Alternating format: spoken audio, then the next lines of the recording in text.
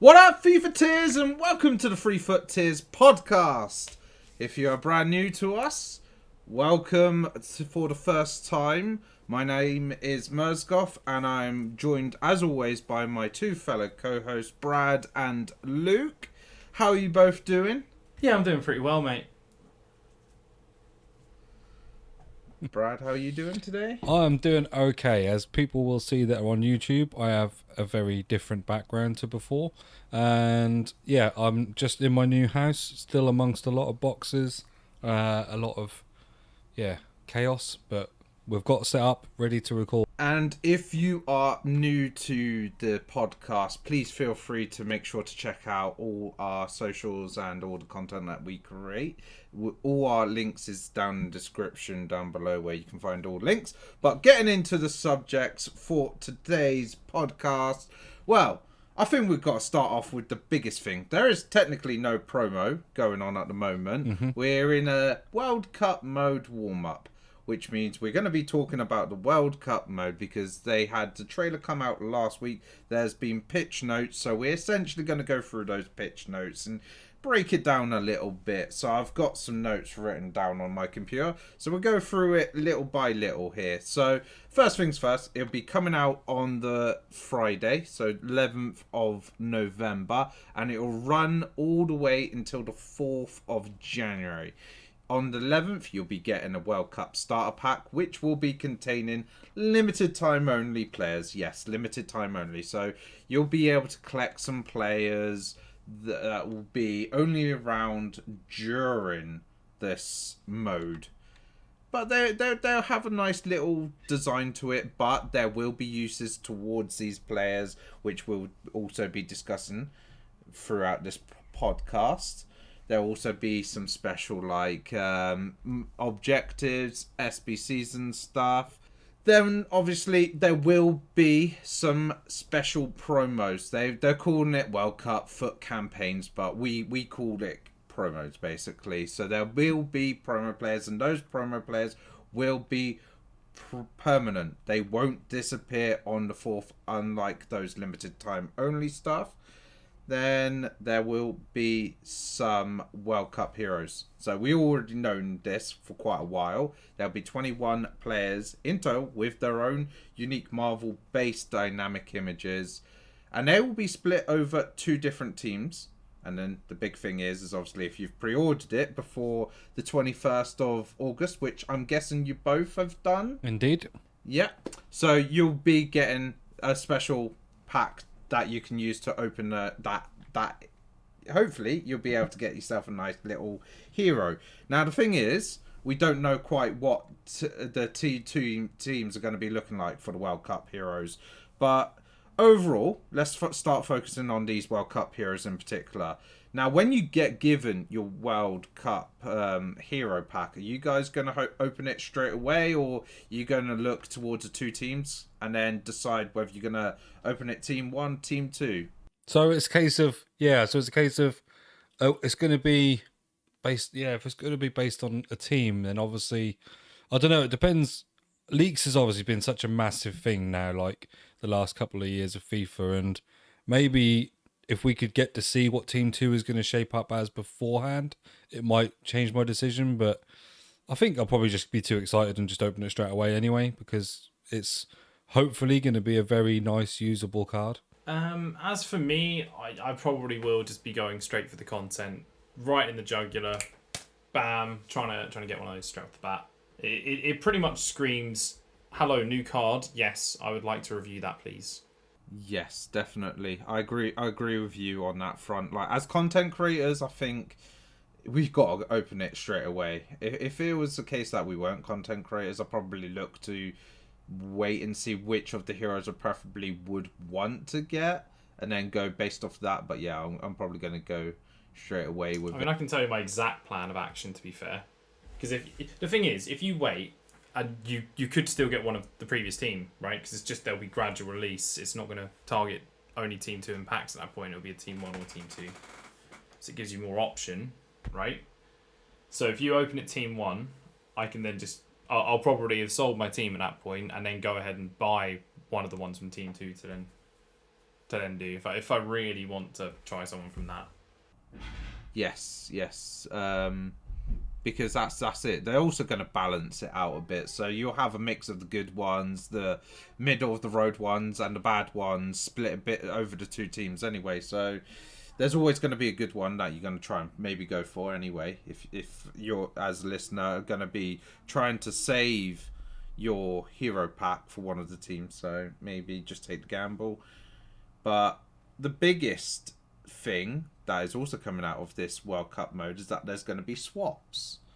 It doesn't specify how many swap tokens there's going to be or anything like that. However, judging by what it's saying is going to be in the swaps, this is going to be the biggest swaps we've had yet on any FIFA. The reason why?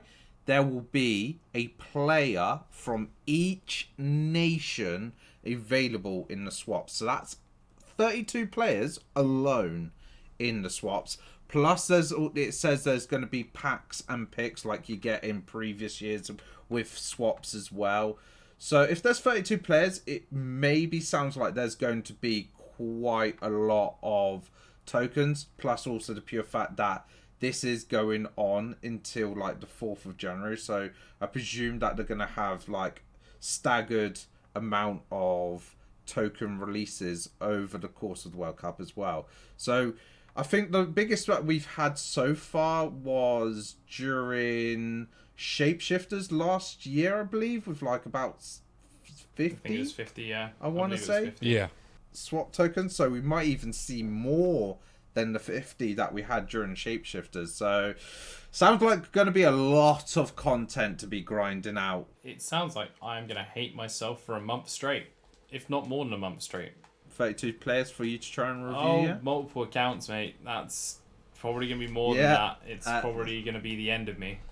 How do you feel about these swaps and the fact that it contained 32 players, one from each nation and stuff? Do you think that's quite a good thing? It's going to promote diversity in certain kinds of players being released. So you think... Let me just have a look. Who's even the Qatar player on FUT? Yeah. That's what I want to check. Hang on. This is the thing, isn't it? This update. is exactly it. Exactly what Luke's talking about. Like they couldn't just go and say, "Oh, we're going to give you the top whatever predictions of players." They have to make it so that if they're going to do that, they have to go all in. But yeah, some players obviously people aren't going to care about. So they're going to have to add a new league because there is no Qatari players on FUT. Okay.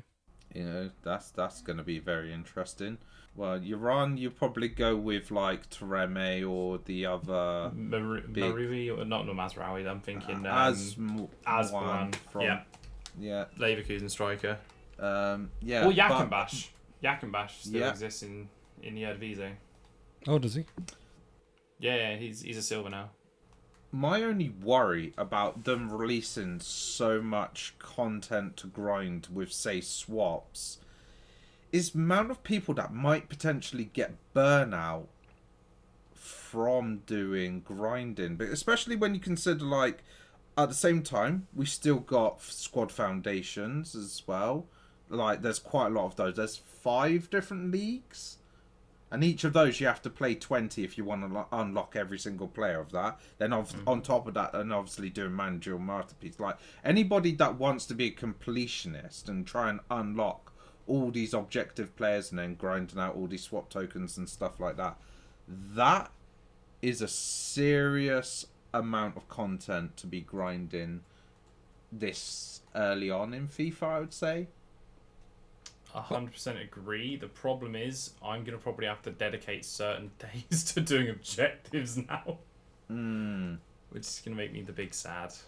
Yeah. What about you, Brad? Because you're the more casual person when it comes to FIFA. Yeah, I mean, yeah, I don't really have a choice. Obviously, I've got a little boy and time is, very much infrequent for me. So I will probably do as much as I can. I mean, any series that I actually personally do. I mean, it's a bit different for Luke, obviously, with the player reviews and stuff and that, there's content to be had there. But for me, I can kind of structure mine a bit more, I don't know what the right word is. But I can go for the popular and the stuff without having to put as much time into it as Luke is going to have to, and he does grind the game anyway for the reviews. The thing that I'm tempted to do, by the way, is I'm tempted to make like 10 accounts just so I can take like some of the small ones and go literally try and do as many of them as humanly possible.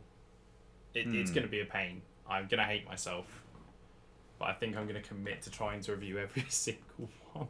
I physically can. That's what I'm talking about. We're basically at like a polar opposite spectrum of FIFA content there. So I'll probably do as much as I can, and obviously maybe do a like build a team thing around my whoever I get out of that pack, so that I've got something for that. But generally, I'm the thing is that you sort of talk about like the how much there is to grind and things and that as well. Let's not forget that also I'll be watching the World Cup, so.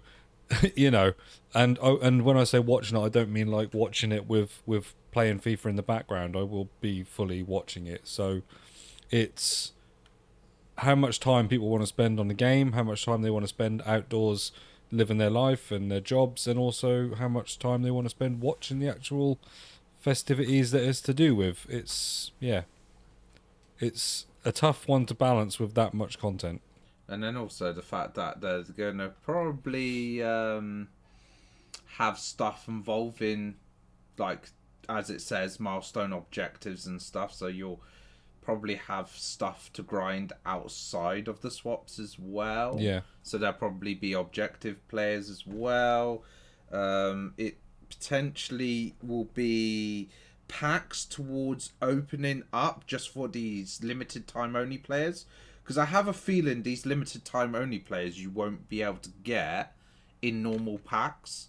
You'll have to get them via special packs. And the only way you're going to probably get these special packs is objectives, doing SBCs and stuff like that during the course of the World Cup. Yeah. Because talking about these limited time only players, they're going to be a critical element towards the end of it.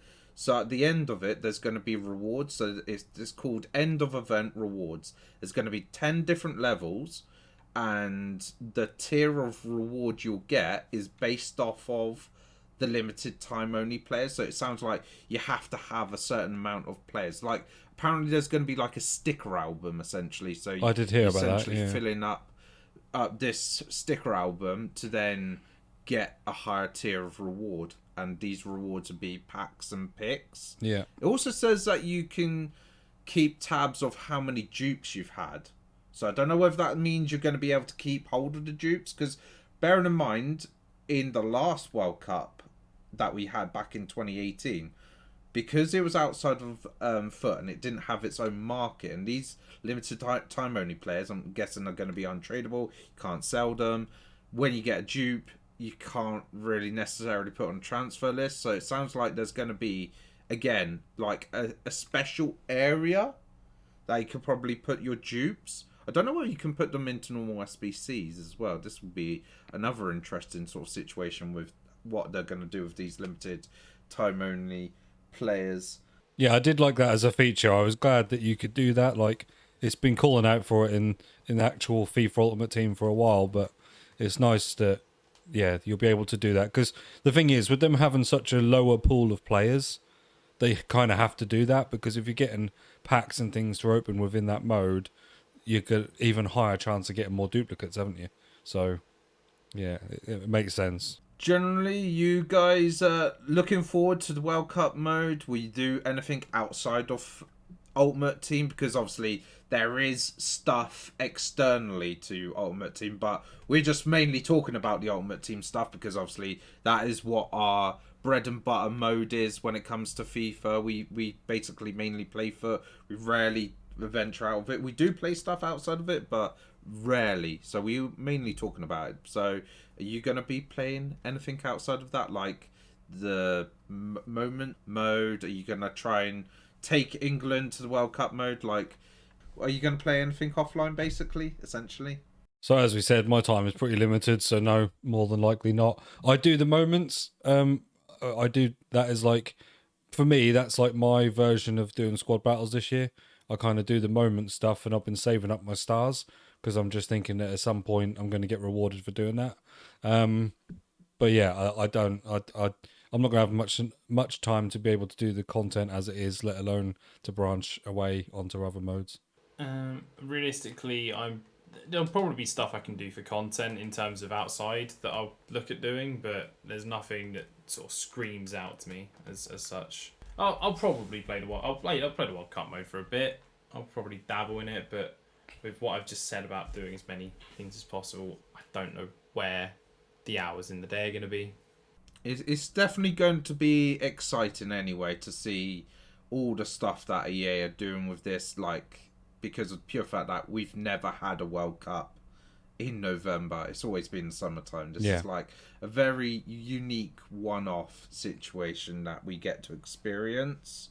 Like you say as well, though, the talking about like, oh, it'll be exciting to see. It'll also actually be exciting to see what other content creators do, because like you say, like there's that kind of someone could take, you know, an England team and try and do their best on the game with an England team to replicate, you know, England in the World Cup and things like that. So I think there will be a lot of different ideas that content creators have got planned. So I'm looking forward to seeing everyone's uploads and seeing how everyone's content differs slightly. Now, because obviously the World Cup is in November, we kind of talk about FUT Champs in some ways, and FUT Champ rewards in particular. So, obviously, FUT Champ rewards at the moment, you get your Team of the Week, and then you get your Team of the Week Reds. Now, the question is there going to be a Team of the Week during the World Cup? So, will they do still the Wednesday Team of the Week, but based off of, like, who's performing well at the World Cup? Which would be interesting in the later stages, because obviously in the later stages, you got less and less teams essentially competing, which means essentially you probably see just a couple of nations in that Team of the Week. Yeah. Or are they going to change that? They have no Team of the Week, but they have to change up the FUT Champ rewards a little bit for during the World Cup until normal domestic football resumes basically at the end of December / beginning of January, depending on certain leagues. Now, I'm maybe thinking that they're actually going to not do a Team of the Week personally, just because, as I say, as the tournament goes on, that pool of players for the Team of the Week, you have to essentially pick multiple players from the same nation. So it sounds like it would work for the group stages, but maybe not quite so much for that final week when it's like the semi-final and final only. Yeah. Probably to be able to pick from. So I'm thinking they'll probably say the pool of players within the Red Picks is just going to be based off of all the Team of the Weeks that they've released so far. And then the Team of the Week pack would be the same, basically, like from all the pool players. Yeah, potentially. I mean, we're sort of seeing that with how they've like done it with the Team of the Week upgrades and stuff at the moment, haven't they? It's like it's the first year they've offered us so many different styles of Team of the Week upgrades from all the weeks so far. So it wouldn't surprise me if that is what they plan to do, and this is like easing it in so that we've got used to that idea. But yeah, I agree. Like, I don't see them doing a Team of the Week for the World Cup thing. I wouldn't be surprised if they did like what they do with the UCL, where they do maybe like a team of the group stage, a team of the knockouts, team of the tournament, maybe. But yeah, not sure. Yes, and man of the matches or something like that. Yeah, things like that. Yeah. So I'm looking back to last World Cup, what they did do, and to be fair, bearing in mind time of year, it was fairly mental. They did Team of the Match Day, so Team of the Match Day was sufficiently insanity. Team of the Match Day won. Bear in mind, it's Match Day, not even as it sounds daily. Yeah. Like, I'd have to go back and look specifically, but you started off with everything. There is not a card lower than 86 in this, and that's based off the fact that purely it was set during July. So they'd tone it down a bit, but there's special Ronaldo, special Kane, Lukaku, next day Messi. Like, it was balls to the walls mental. Now, they could rein it in, and they could do it based off of a week's performance, because the World Cup lasts 2-3 weeks. Yeah. So kicks off So- on the 23rd and ends on the 23rd, I think. Something So, like that, yeah. I think it's 4 weeks, yeah. So a month. Okay. Yeah. So that's it wouldn't really work for the first week. You'd have to rely on something else because the 23rd is a Wednesday. So you'd have a whole week of games leading up to the 30th, and then that's one team of the week that you could base off that, based off performances throughout all the games, and you could do that for a little bit.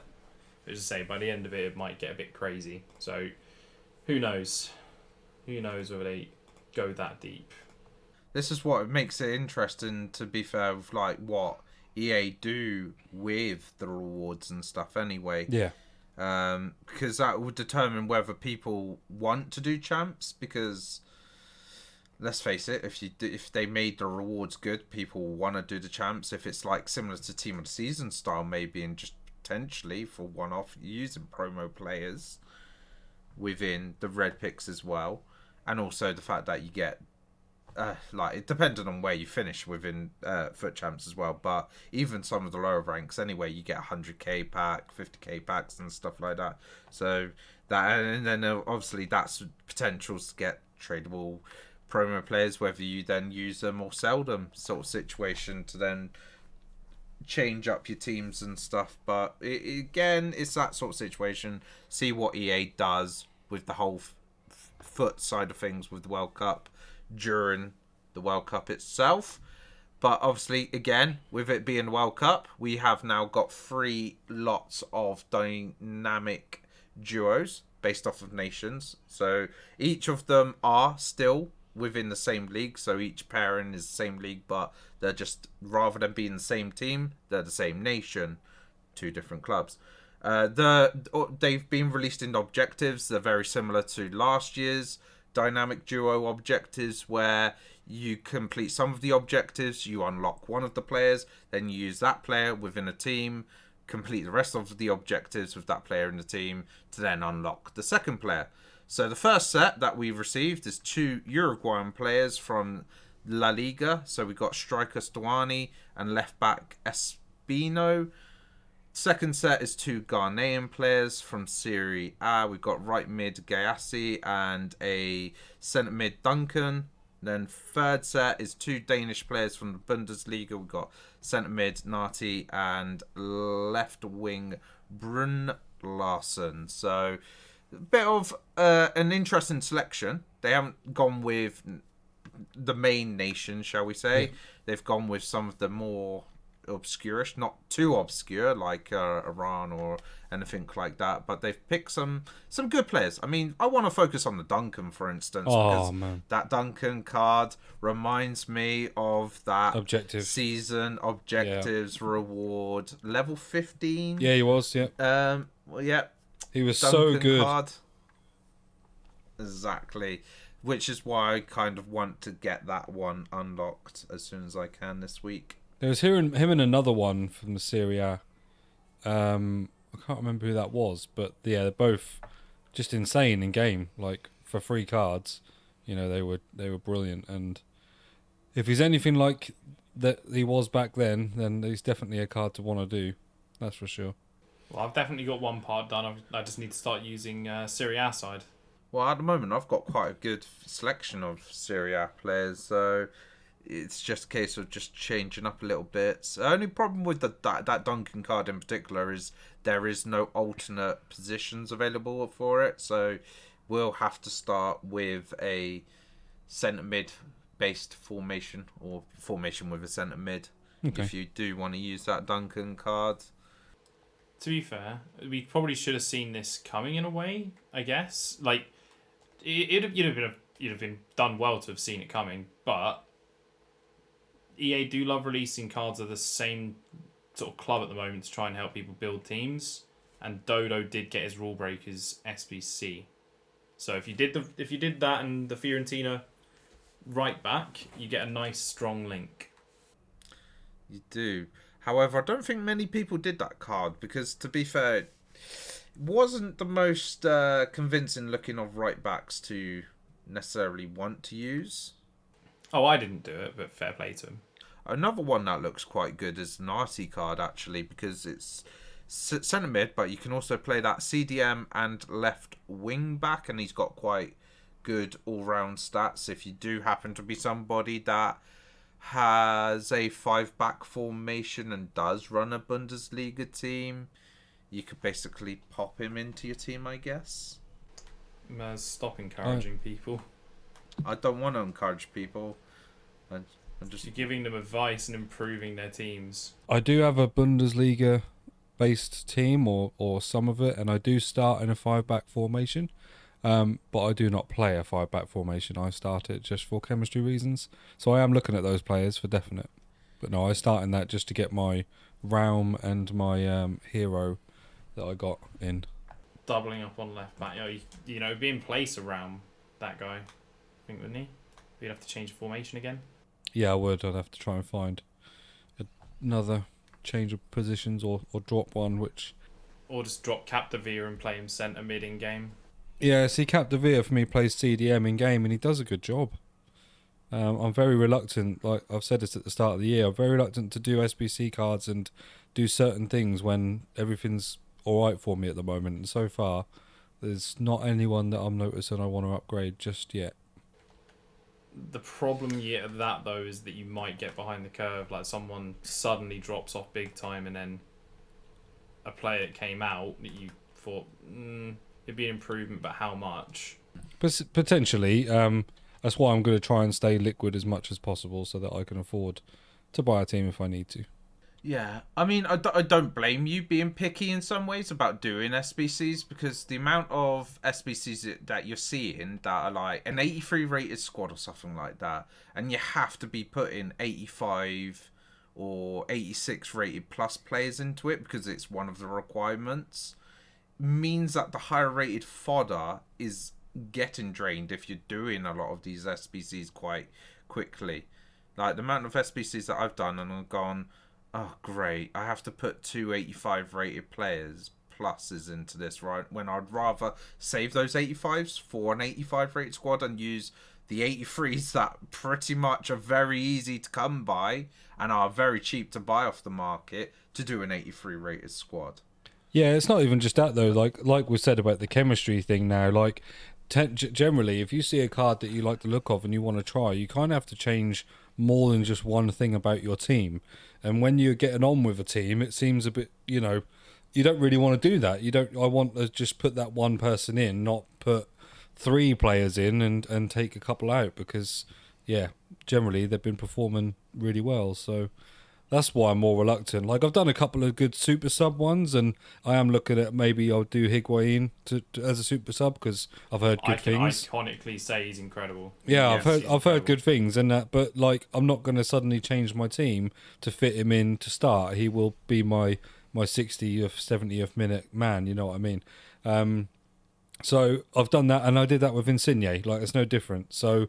But to try and then suddenly get them in and just completely change your team, I just think that's the way chemistry is built this year is a bit more restrictive. And whereas last year, that if you had that Higuain last year, you could have just surrounded them with Argentinians in the game, and there's usually some pretty decent ones. If not, you'd have used an icon, maybe Argentinian, to give them a strong link. But yeah, obviously it's different this year, and I just think that means it relies on you having to change too much of your team for that one card.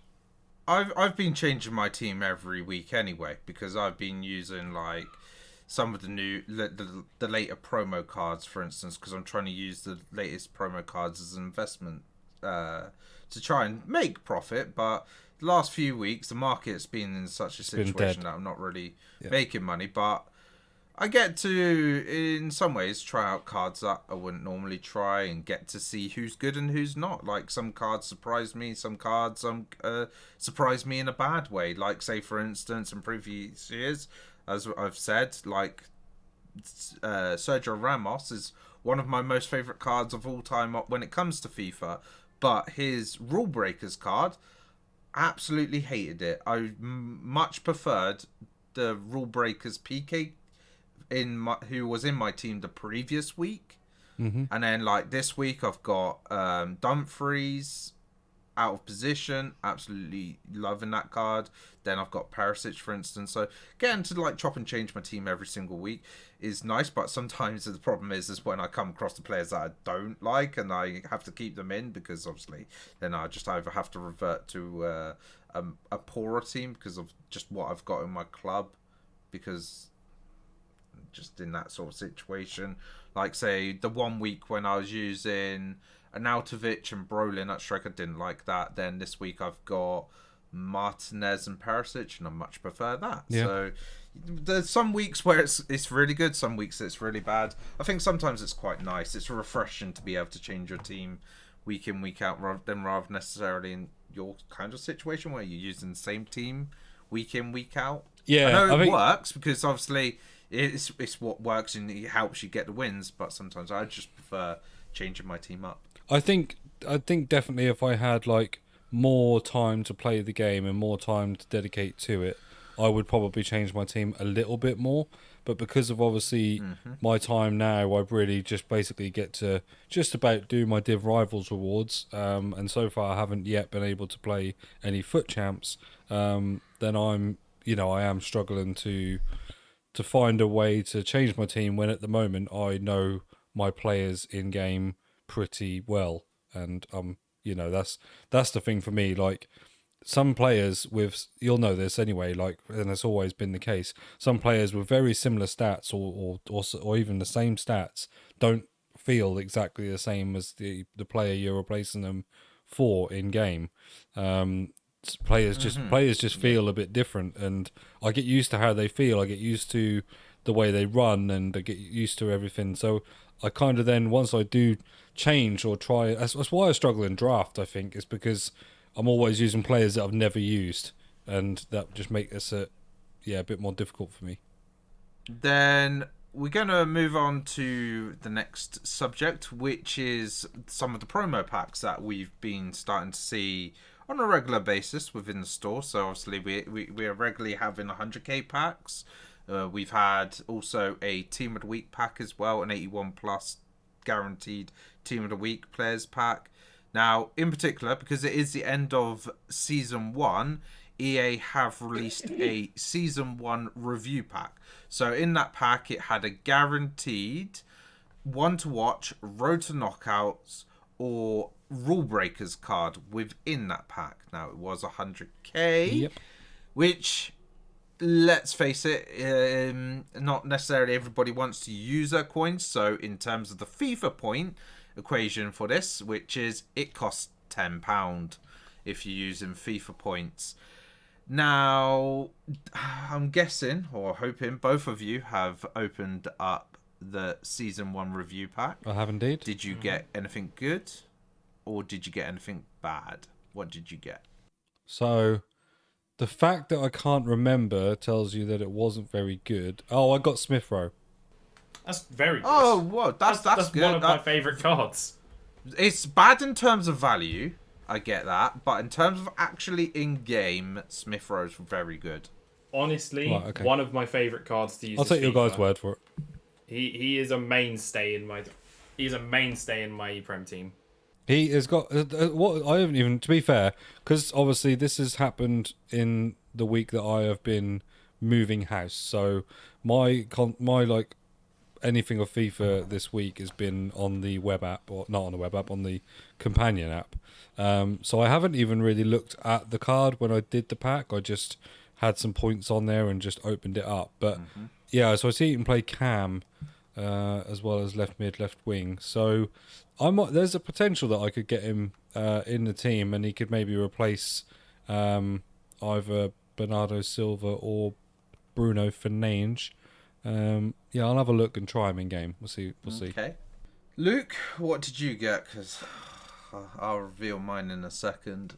So I was, in terms of value, it's not insane, but it's a card that I look at every year and I go, do you know what? Yeah, I'm always happy when he gets a special card. It's a card that I enjoy, and it's actually high rated as well. So worst comes to worst, it's fodder. And that is Thomas Muller's Road to the Knockouts card. Yeah, do you know what? I think that card looks quite good, to be fair, realistically. Yep. I saw you get him, and I thought to myself, I thought it's exactly what you say, isn't it? It's a card that I would actually really like to get untradeable and try in a game. Like, it's not necessarily a card that you'd go out and buy or looks amazing or anything like that, but when you pack it untradeable, you're like, do you know what? This card this year looks like it could be a bit more usable than he ever has been in the past. I mean, it's normally what I like in a sort of an attacking midfielder is someone like Muller, someone who's going to be somewhat strong, not complete paperweight, got decent dribbling stats, can have a long shot, can take a ping, good passing, and he's got actually solid pace. Like 82 pace is nothing to scoff at, especially this FIFA. Now, for myself, I didn't give EA just £10. I decided to give them £20. I don't know why. I opened it twice. Once on my main, once on my Arsenal past and present. On my main account, I got Rule Breakers of Villa. So, big fat L on that front. I at least enjoyed using him. It's not even that good. No, it's not good, but I enjoyed using it nonetheless. Then on the Arsenal past and present, again, another L, but in terms of rating, at least it's fodder in some ways. 87 rated Road to the Knockouts, Patrick Schick. Now, obviously, can't use it on that account. Even if it was on my main account, I wouldn't really be happy with that because, again, value-wise, I think he's pretty much, equivalent discard value for an 87 rated anyway. Mm-hmm. So, yeah, He's not, a good impact not sub the for me, best. I've got to say, he must be the L word, which makes him, I suppose, a little bit more desirable. But I do get what you mean, that, like, it's not... in terms of your top maybe 10 players, he's certainly not in there. The thing is I don't really care for lengthy strikers, as I said last week. So even in that situation, so like the balance of him is 69. I think it's 69. Yeah, 69. So yeah, don't really care to use it, even if I could. So 20 quid wasted in some ways. I love that Patrick Schick card. It's the left-footed version of Andre Silva for me. However, what I would say about this Season 1 review pack is the fact that we've had 4 promos so far, and normally after about 4 promos we start seeing a party bag. And we haven't had a party bag SBC yet, and I'm starting to feel these 100k packs that EA are releasing almost every week is the replacement for that. So EA are replacing an SBC with something that costs coins or FIFA points. So trying to milk the player base out of more money, essentially, for those that... Are you trying to suggest that EA are trying to make even more money out of people? Yeah, I mean, at the end of the day, when I look at like last year, not many people were like looking to buy FIFA points because of how mudded the market is, and the market in some ways is mudded again. So people in some ways are not so keen on buying FIFA points to open up packs as general for promos and stuff to try and get promo players and stuff, because they know if they spend the FIFA points, they're not really going to get much of a return in some ways, and they could just use the coins that they naturally get to buy a lot of the promo players and stuff. So they feel like in some ways they don't need to buy those FIFA points because you can actually grind a game to acquire all of these, especially also with the guaranteed ratings on packs and stuff. So it's EA's attempt of trying to look at other avenues of trying to encourage people to part with their money in some ways. I know what you mean. And I mean, the party bags for me, like, I would never really start to do them until right at the end of the game, because it's always that thing where you're just like, especially now, everyone still would be of that mind of fodder is, so precious right now, especially for me, like the amount I play the game, fodder is precious. So I'm not about to go and sink it into a party bag SBC where I can get myself a 10k player. But I do agree with you. I think knowing that it's their last hurrah before everything changes, it definitely is a way for them to cash in. Any thoughts on it, yourself? And No, I think what I I've think said? you've nailed it. Honestly, I Yeah. think you may see party bags, or probably more aptly year in review. I think is what's going to be the main year in review is going to be maintained, where they're going to try and sort of view that Yep. as more the party bag formula, considering how popular that was during both footies and beginning of the year. Everyone was really excited at a chance to get something that they missed, and most of the time that would be someone like Mr. Sui, Player of the Month, or Mo Salah. Yeah. The thing there is like a player pick is always the tempting thing, isn't it? So if we're talking about a party bag pack, I'm definitely not going to be as interested. But when you make it a player pick, it just give me that little glimpse of hope that, you know, one of these three players could be the one. Player picks are always better anyway than packs, pretty much. We seem to get that. Talking about two SBCs, as we're getting on a little bit. So we'll first talk about Ansu Fati, out of position. So towards the end of out of position promo, a pop-up message came out saying that out of positions will still be a thing throughout the course of FIFA 23. They might be released as SBCs like Ansu Fati, or they might do maybe an objective or something like that. So they're still planning to do out of positions throughout the course of it. Ansu Fati is the first of those. He's coming at 299k. He is a striker card. No, wait, is he a striker card? Yeah, he is a striker card. Yeah, he is. Yeah. So it's looking like a pretty decent looking card. However, 87, 86, 84 squad, plus there are alternatives out there, essentially. I know somebody did a comparison of Ansu Fati and another card that is out there. I can't remember who they were comparing it with, but they're sort of saying like there's a cheaper alternative out there that you could easily have. I feel it was, or at least one of the ones I've seen was Informed Delafeu. Obviously different league. Yeah. But I've seen Informed Delafeu, I believe, compared. I mean, it's one of those things again where because of the chemistry system again, I know we're going to like keep talking about this, but it is such a big thing this year. Say people picked up an untradeable PK during the Rule Breakers promo. Say somebody picked up a red Ousmane Dembele during their FUT Champions rewards. Like, it's that sort of thing that is going to determine about whether people want to do this as an SBC or not. For me personally, I've got enough super subs at the moment that I don't need to do them, and I don't have an illegal player at all in my team.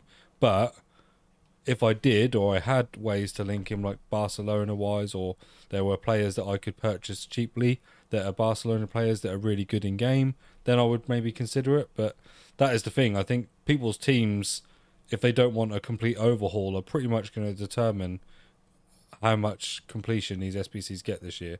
Unless you're a content creator, then when I say content creator, I don't mean me. I mean like a big content creator who are just going to do all the SBCs anyway, because they obviously want to do videos on them. I think your everyday player will be much more selective this year than they ever have been in the past. Wow. So we've been speaking about like using fodder for SBCs and stuff. Now EA have released another icon SBC, and it's a pretty big one. It's a juicy, nice looking icon. It's Eto'o. He's now got the SBC. It is just over 1 million coins. Now, the interesting thing about this is it contains an 89 and 88 rated squad. I think 88 is the highest that we've seen so far. I think maybe on maybe Messi. I can't remember what the highest was on Messi's Player of the Month card.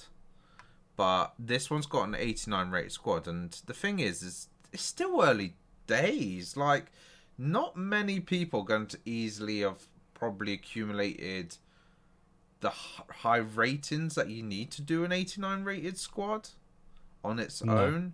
Now, somebody said on Twitter, maybe this is a sign of just maybe how easy it might be to acquire higher rated cards during the World Cup. and potentially might signal that these limited time-only cards might be able to be used in normal SBCs. Only time will be able to tell with that, because EA haven't really confirmed, I don't think, whether you can use those in normal SBCs. But if it is, maybe it means that his price is going to come down in terms of completing the SBC. Maybe it'll become a little bit easier. But I did look on the SBC solution anyway to complete an 89, and this was the cheapest one. And in terms of the high rated ones, high rated players, they've got Harry Kane, Kimmich, Benzema, Casemiro, Oblak, Lewandowski, and Neuer. That is 789 or higher players in the SBC itself, and that is just to complete the 89 rated version.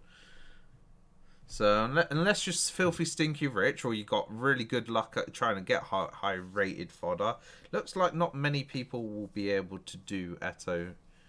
And also, if you're filthy stinking rich with coins or money, and you've found a way to get more coins from opening loads of packs anyway, I don't think you're about to complete an SBC Eto'o.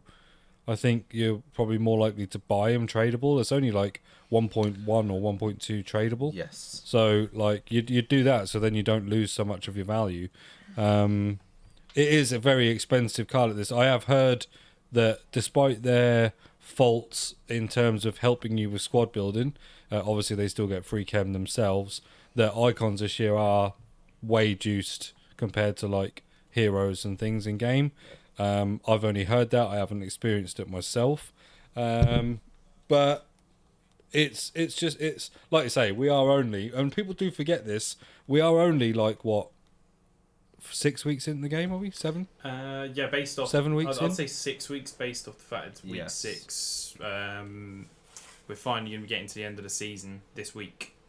Yeah, so this is it, and we're not even at the end of the first season of the objectives, and we've got an SBC that's a 1.1, well, just over $1 million in coin value, but also it is an optional SBC for EA to put in.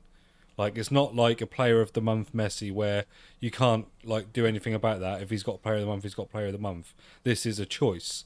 So it's a lot, but like you say, if this is a sign that we're going to be getting some really high rated cards for fodder, then that actually makes during the World Cup mode, and we're able to use them in SBCs. Well, that is amazing, because there'll be a lot of SBCs that people will want to try and complete other than icon SBCs alone, that this new mode will allow for, and then I think then you'll see a lot more people interested in playing that mode for sure. Definitely, I agree with that sort of logic. Is that it make completing SBCs more interesting? I mean, you say about like having an expensive SBC so early in the cycle. Let's not forget, Player of the Month CR7 last FIFA was yeah, but that's what I said. Yeah. He did. That's what I said though. That was a player of the month. Yeah. This is an optional one. They had the choice of releasing this early. They didn't have a choice with Messi, with Ronaldo, with. Yeah, but in terms of the requirements for like that Ronaldo in particular, I mean, they made Messi not too badly priced, I would say. I think that's only because this year they managed to kind of have a bit of hindsight with what they did with Ronaldo, because that was actually ridiculous. Like, I saw like loads of memes about it where it's like this is the amount of squads you need to complete Ronaldo, and it was like you opened it up and it was like 500 squads or something. I think they definitely learned from the way people complained about so early on having to do so much, where basically pretty much it was pay to win were the only people that were going to be able to do it. So yeah, it's maybe they've learned in that sense, and that's why that wasn't the case with this one. But yeah, this was their choice to put Eto'o in. They didn't have to put someone of that caliber in there. There's plenty of icons they could have chosen from, given the rest of the icons in it aren't even really close in value to Eto'o. Right. That is going to be it for this week's episode of the Free Foot Tiers podcast. We'll be back next week where we'll actually be able to give some nice proper thoughts and opinions about the World Cup mode, as we will be early days into that and trying out things, seeing how things are actually going to 100% work in terms of SBCs, the packs, the objectives and stuff. Also, we are about to record our reactions to our Champions League group stage predictions that we did earlier, like in this year, essentially about a month or 2 ago, 2 months ago, I think it was.